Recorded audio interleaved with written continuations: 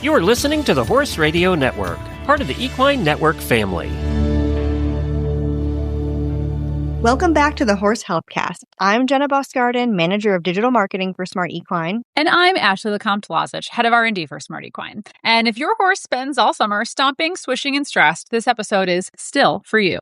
So last time we talked about sheets and sprays and other external management options for insect control. And this week we're going to take it internal with supplements and feed-through options for bug season and talking about all the summer bugs. Smart solutions, trusted voices. Your source for equine health and wellness. This is Horse HealthCast by Smart Equine. The discussions in this podcast are intended for educational and informational purposes and are not intended as veterinary advice. You should always consult with a licensed veterinarian or qualified equine health professional before making changes to your horse's diet or care plan. Hosts and guests cannot guarantee the reliability, accuracy, or completeness of the information shared, and as such, these discussions are not a substitute for veterinarian or professional guidance, and any actions you take are at your own risk. Products discussed on this podcast are not endorsed by Smart Equine and are not intended to treat, diagnose, or cure any medical issue.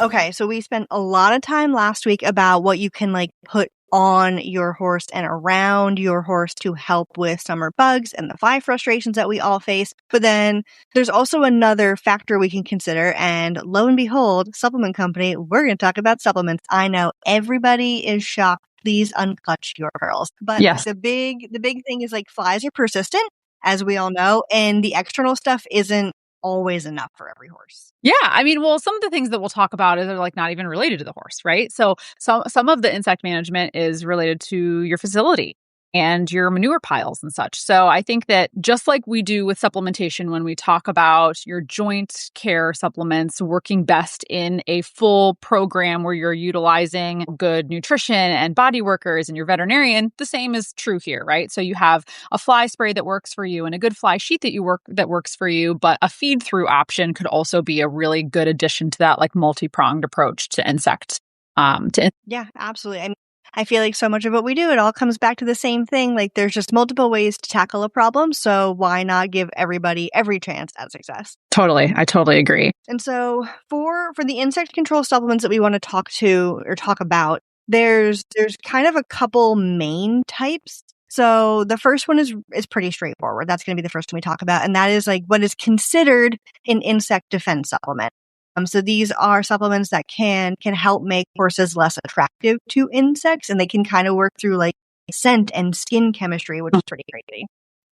Yeah, and they're the things that you would consider are not going to be making insects the happiest about horses, right? So things that are going to make them kind of stinky, like garlic, apple cider vinegar, brewer's yeast. These ingredients you'll see on a lot of feed-through defense products that are just kind of stinky, and they're going to make the horses just less appealing for the flies to land on when there's other tasty things for them to go explore, like piles of poop, right? So we're effectively trying to deter the bugs in some way. And I will say, as somebody who's fed my horse straight garlic for a summer, which worked great, your horse is most likely not going to smell like garlic or apple cider vinegar or brewer's yeast. Flies and bugs have a way more heightened sense of smell than we do. So if you're like, girl, I do not want my horse smelling like an Italian restaurant, most likely, unless you have a crazy good sense of smell, they won't, I promise. Yeah. And also on that same note, those ingredients also have really strong palatability results. So we see that horses really like to eat them. So as much as we may not want to just chomp into a tablespoon of garlic, they have no trouble with the...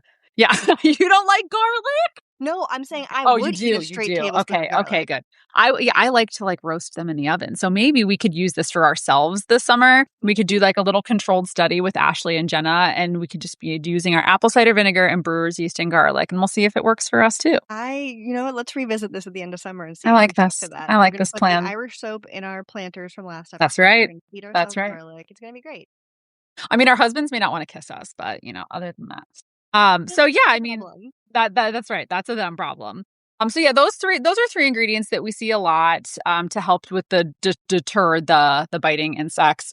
And then we also have a class of ingredients that you're going to see in these same supplements that are going to help your horse's skin just maintain its resilience in the event that they do get bitten. So these are going to be MSM, grapeseed extract, omega fatty acids. We're looking for ingredients that are going to help support your horse's immune system. So I know that Andy, when he gets bit by insects, he gets hives, like immediately. Poor buddy. I know. I feel so bad for him. He gets hives. And so I'm like a big fan of like Zyrtec. So he gets a lot of Zyrtec. But in the summer, when I don't feel like giving him 13 tablets of Zyrtec a day, I'm also giving him Smart Immune Mushroom. We have our Smart Itch Ease. So there's a lot of products like that with both the deterring ingredients, but also some skin nourishing ingredients to help fight the itch after a bug bite has already occurred. Yeah, I love that. I love that a lot of these support systems and support supplements do offer like a pretty multi-pronged approach to supporting your horse. Because like I said, I fed my horse straight garlic for a summer. Did it work for the flies? Absolutely. But I switched to Smart Bug Off Ultra the next summer because I wanted something that supported the skin a little bit more because he also would get itchy and irritated. And that was kind of our sweet spot for sure. Yeah, absolutely. Because while garlic and everything does have a pretty high palatability rate, not every horse is going to eat it, which is why we do have these made into pelleted supplements. So like I just mentioned, Smart Bug Off Ultra is like super multi-pronged. It has like the bug stay away ingredients as well as support for skin health. And then Ashley mentioned a couple of really great ones. Smart Itch Ease is a really great option for horses who get super itchy seasonally or throughout the year. And then Smart Immune Mushroom honestly probably deserves its own entire episode because there's a lot of like very specific, very cool ingredients to help support like your horse's immune response, which is awesome. Yeah, I'm a big mushroom fan. I don't have my horses on it in a SmartPak, but I keep it I keep like a bulk unit of it in my tack room. And it's something that I use like if something pops up like that or Andy gets really hivey from, a nest of gnats that just attacked him. So it's one of those things that I certainly keep in my arsenal. So I do love that. And I think that one thing that we should mention here too, I don't know that we've really ever talked about the Equinox program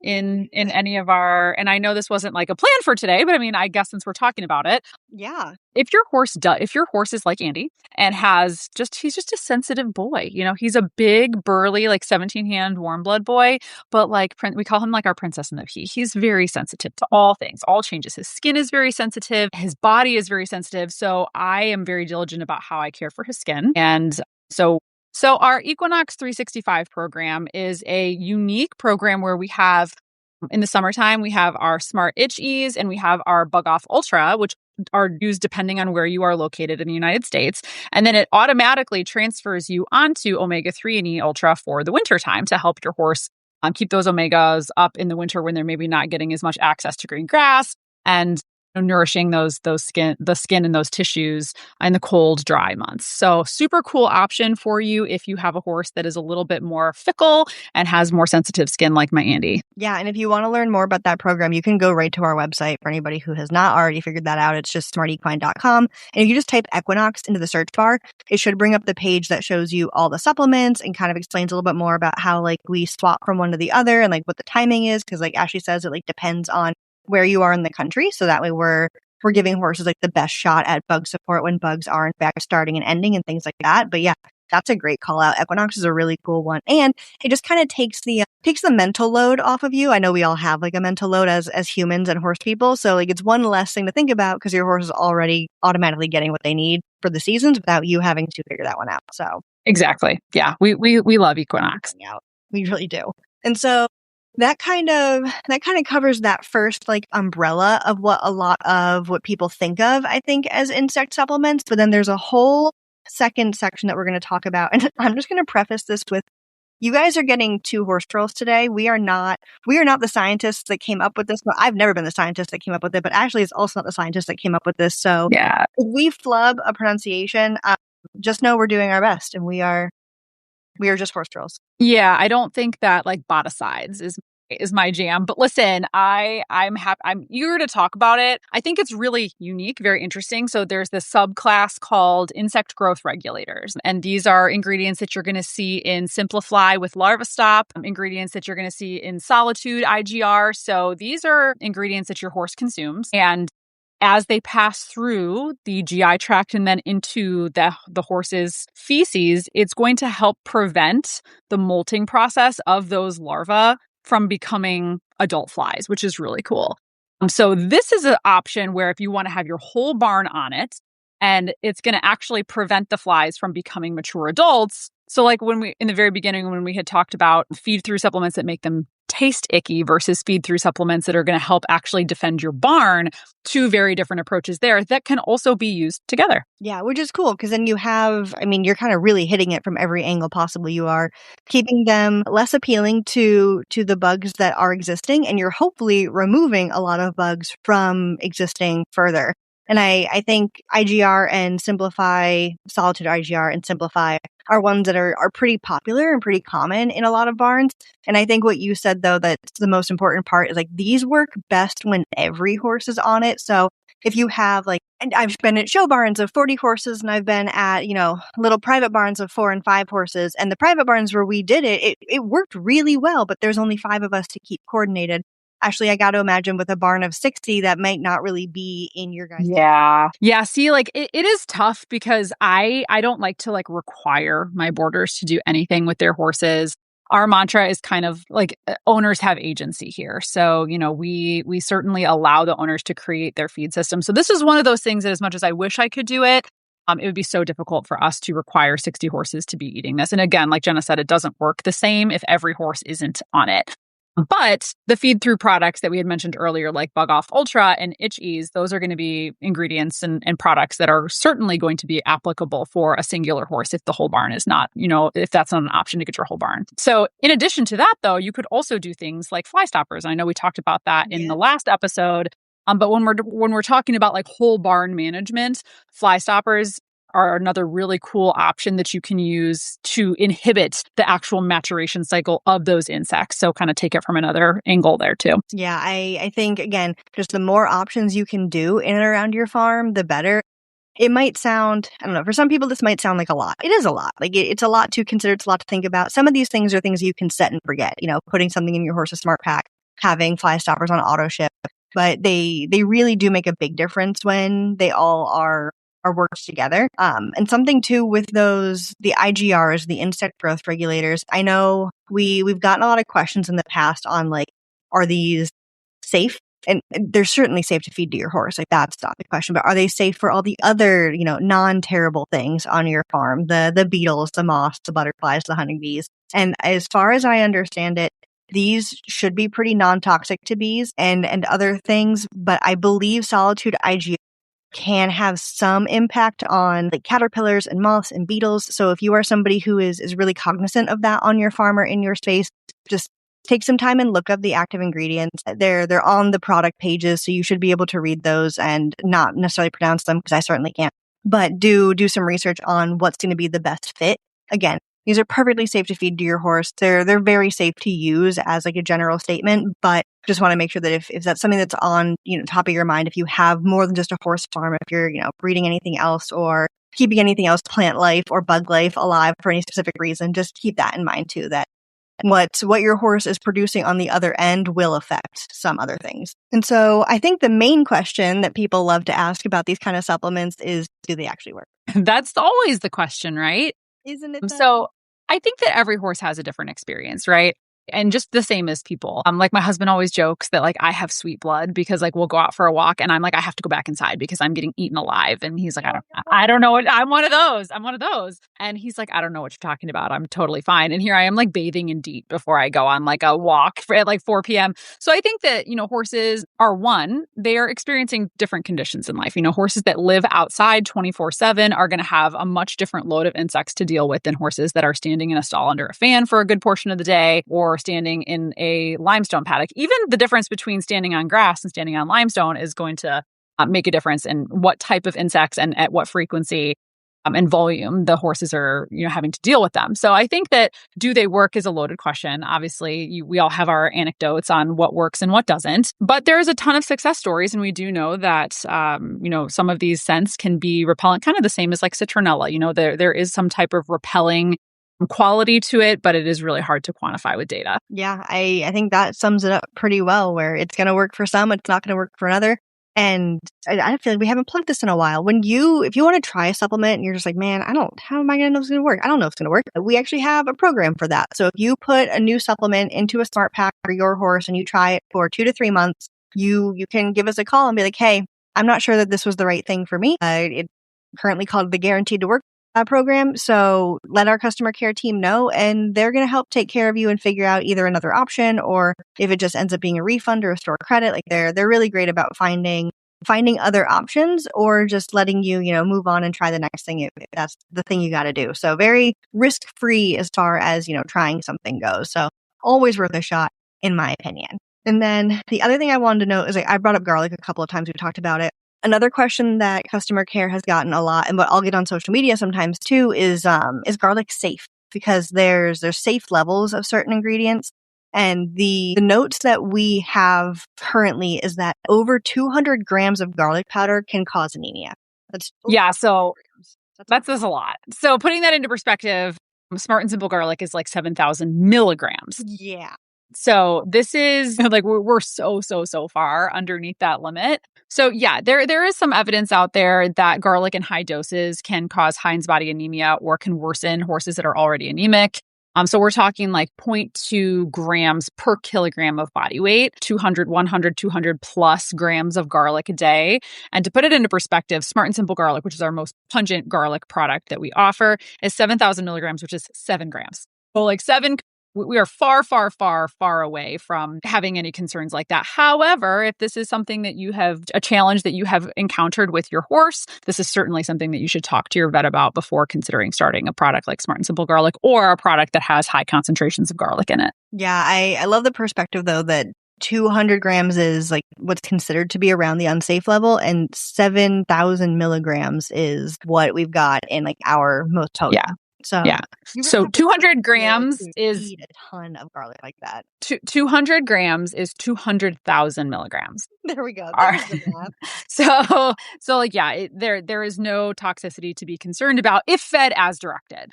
If your horse tips over a bulk jar of garlic and eats it at his free will, certainly call the vet, right? But if it is fed as directed, if you feed it in SmartPaks, you're feeding 1 dose a day to a horse at the appropriate size. We're assuming your horse is, somewhere between 500 and 1,100 pounds, then as directed fed, there should be no toxicity concerns. Yeah, I love that. That's great. And just helpful to keep into perspective, especially for people like me who like math is not an inherent skill that I possess.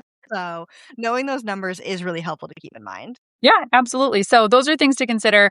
In talking about efficacy, though, some of the ingredients that we had talked about in Simplify with LarvaStop, like the diflubenzuron, those certainly do work. Those are insecticides, and they definitely do have studied efficacy. So if that's the approach that you're trying to take, that's great. Understand, though, that those are not deterring ingredients. So that's not the one that's going to make your horse smell icky. That's just going to inhibit the growth. So if you take that horse out of the place where you're inhibiting the growth, say you put them on a trailer, or you take them to a horse show and there's other horses that are making poop piles or flies or other insects from other places, it's not gonna help defend from those insects. So that's why when we talk about the multi-pronged approach, there are so many different ways that you can combat it depending on the situation that you and your horse are in. Yeah, I think that's a really good call out too, that for horses that are at home, that are being kept at home, that everybody's on these, growth regulators, that's great. If your horse is on this and traveling to horse shows, traveling to trail rides, traveling to clinics, whatever it may be, just keep in mind that it's not going to be working the same, because not every horse there is going to be using the same thing. So maybe that's a good time to stock up on the sprays or sheets or any other external thing that you can also add to their arsenal.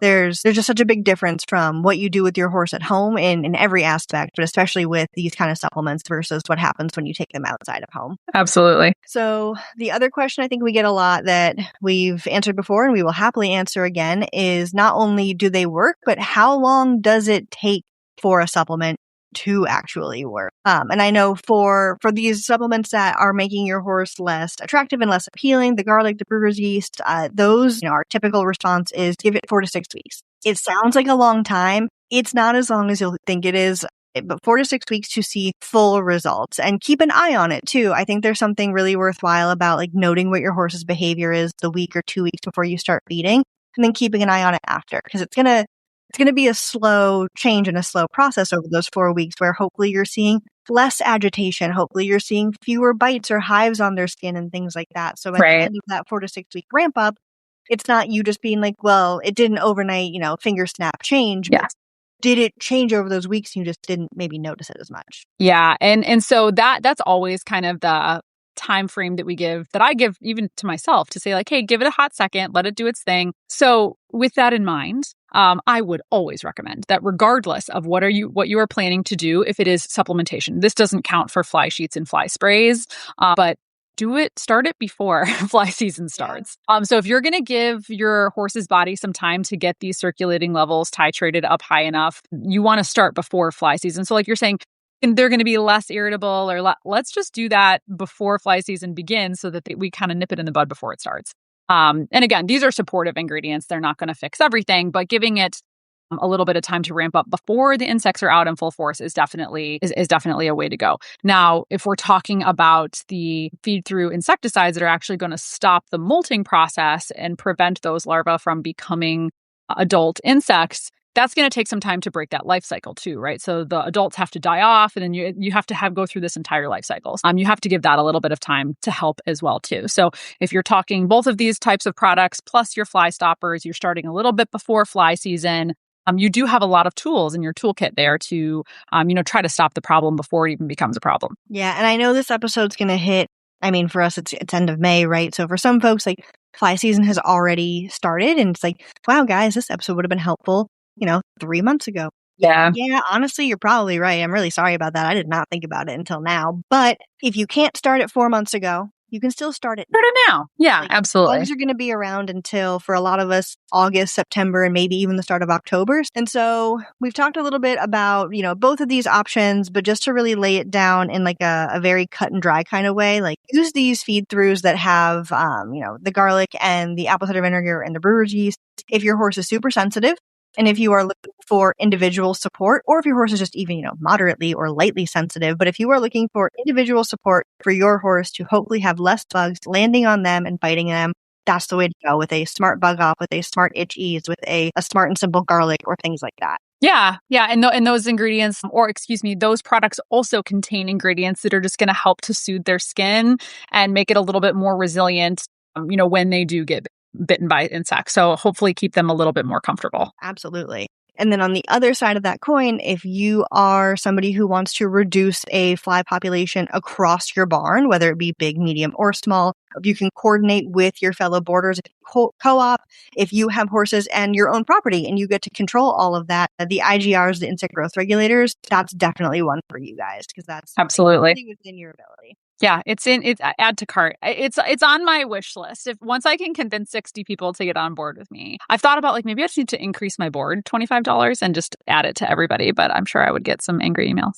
But one day, I had a barn manager do that, and really, we're pretty irritated until we had less. Until it was amazing. Until no one was getting bitten by anything, and we didn't have to put fly boots on anymore.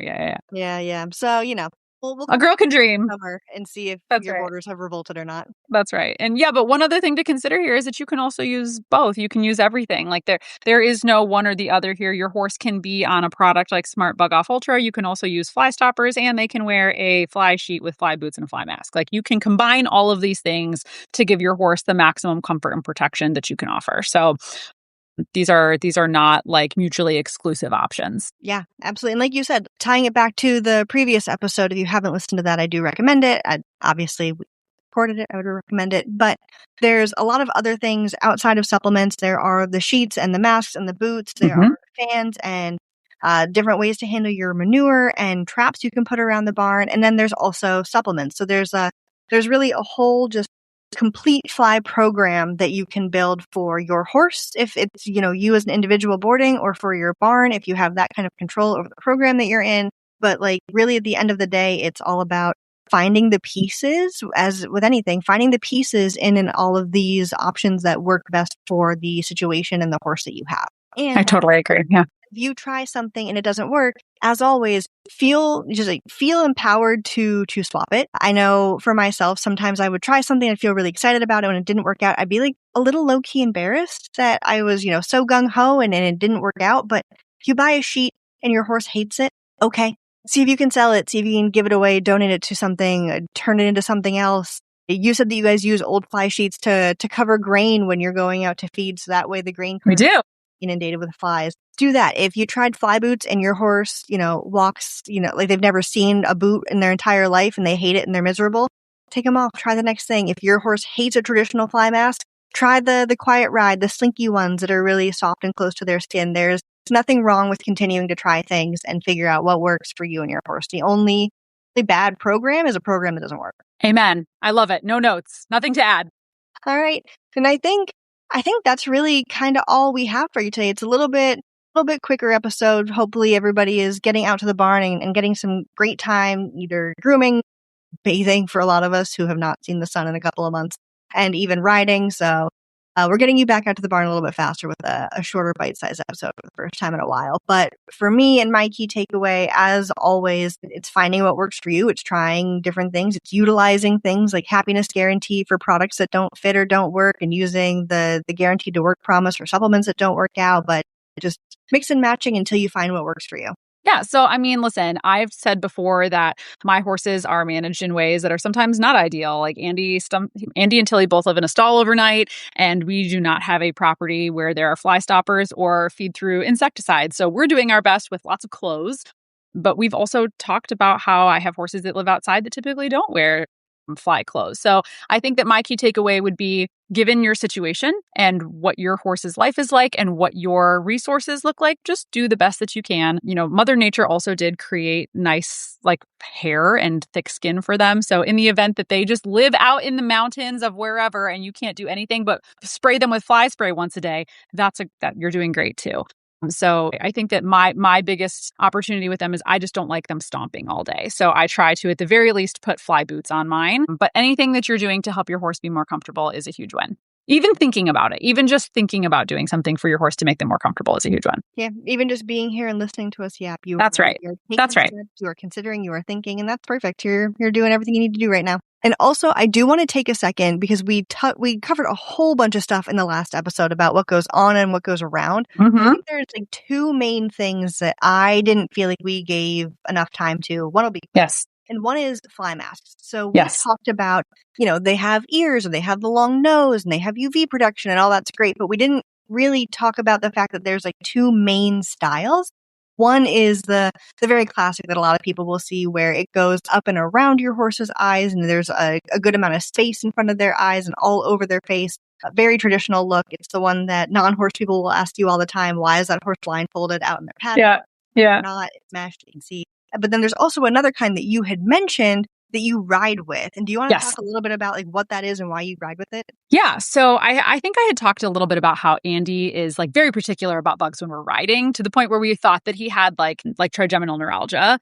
And because he just keeps like flicking his nose. And I'm like, oh God, don't let this horse have head shaking. But we noticed that it only gets bad when the bugs are out. And so I started riding him in like the slinky material lycra that has like the fine mesh bulbs over the eyes. And it's so tight fitting and smooth to the skin that I actually put it under his bridle when I go out. And I say my like endearing term, across the street, which is like where all of our trail systems are. So whenever I go across the street, if I'm leaving my barn and I know the bugs are bad out in the forest, I always wear that. It has ears, it has a long nose, and it just kind of helps keep his face free. But it's, again, going to be so tight fitting and form fitting that it goes underneath his bridle really comfortably, and that fine mesh is so easy for him to see out of, opposed to like the thick like the cashel one that we all have from like our child, like burned into my head from my childhood. A little bit different, a little bit more sturdy, something that that's gonna stand up to turn out, to playing, to rolling in the dirt and the rocks and all that. So a little bit more durable, and certainly a little bit more like high capacity as compared to something that you would ride in. So I have both of them and I use them in different situations. And the one that you use for riding, I know you said lycra, but is that the same material as what like the slinkies are that we put? Yeah. Yes. It's almost a little thinner, actually. It's like the same idea, but my fly mask one's a little bit thinner.